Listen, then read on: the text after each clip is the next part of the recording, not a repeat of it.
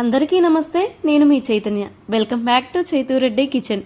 ఈరోజు వీడియోలో టెంపుల్లో మనం తినే ప్రసాదం పులిహోరని పక్కా కొలతలతో చూపించిపోతున్నాను. పండగలప్పుడు మనం పులిహోరని ఇంట్లో ప్రిపేర్ చేస్తూ ఉంటాం. మనం రెగ్యులర్గా చేసుకునే పులిహోరని కాకుండా ఒకసారి ఇలా ట్రై చేసి చూడండి. టెంపుల్స్లో మనం తినే ప్రసాదాన్ని అంతే టేస్ట్తో మనం ఇంట్లోనే సులభంగా చేసుకోవచ్చు. చాలా రుచిగా ఉంటుంది.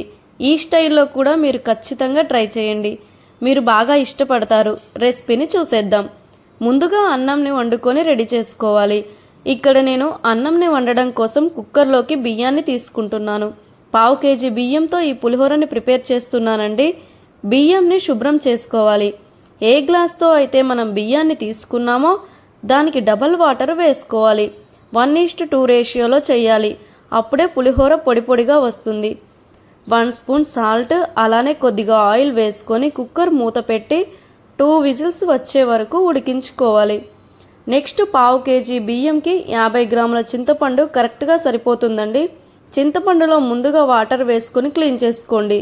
త్వరగా నానడానికి హాట్ వాటర్ పోసి నానబెట్టుకోవాలి. ఇప్పుడు చింతపండు గుజ్జును తయారు చేసుకుందాం. ముందు గుజ్జుని ఇలా మెత్తగా కలుపుకొని ఆ తర్వాత చింతపండుని స్ట్రైనర్లో వేసి ఇలా యూస్ చేస్తే గనుక పీచు అనేది ఏమీ రాకుండా చిక్కటి చింతపండు గుజ్జు కిందికి దిగుతుంది. పేస్ట్ కన్సిస్టెన్సీ ఈ విధంగా ఉండాలి. మరీ వాటర్లా ఉంటే పేస్ట్ దగ్గర పడటానికి ఉడకటానికి ఎక్కువ సమయం తీసుకుంటుంది. ఇందులోకి 1 స్పూన్ సాల్ట్, అలానే పసుపు వేసుకొని ఇలా మధ్యలోకి చీల్చిన 2 పచ్చిమిరపకాయలను వేసుకోవాలి. ఒకసారి కలుపుకొని కరివేపాకు వేసుకోవాలి. ఈ పేస్ట్ రెడీ అవ్వడం కోసం 10 మినిట్స్ పడుతుంది. ఇలా ప్యాన్ నుండి సెపరేట్ అవుతున్నప్పుడు స్టవ్ ఆఫ్ చేసి పక్కకు పెట్టుకోండి.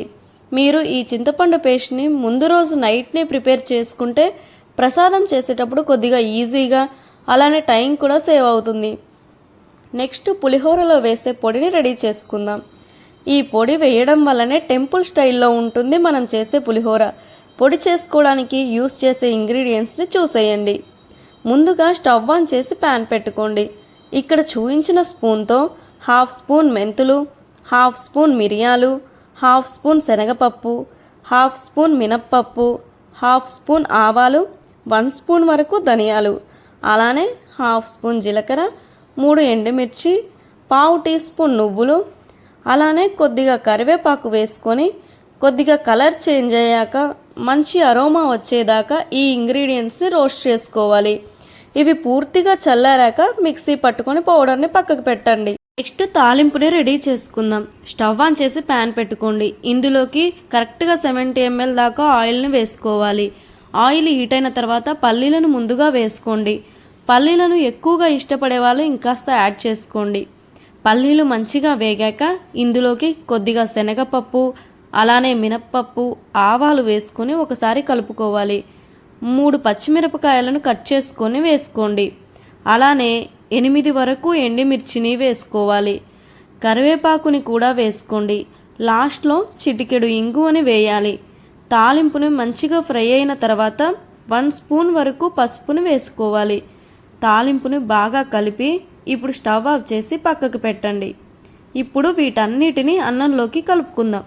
ముందుగా ఉడికించిన రైస్ని ఒక పెద్ద బేసన్లోకి తీసుకోవాలి. పులిహోర కలపడానికి వీలుగా ఉండేదానిని చూడండి. పులిహోరకి రైస్ ఎప్పుడు ఇలా పొడి పొడిగా ఉంటేనే పర్ఫెక్ట్గా వస్తుంది. ముందుగా అన్నంలోకి గ్రైండ్ చేసి పెట్టుకున్న పౌడర్ని వేసుకోవాలి. అలానే రెడీ చేసి పెట్టుకున్న చింతపండు గుజ్జుని కూడా వేసుకోవాలి. వీటిని అన్నంకి బాగా పట్టేలాగా ముందుగా కలుపుకోవాలి.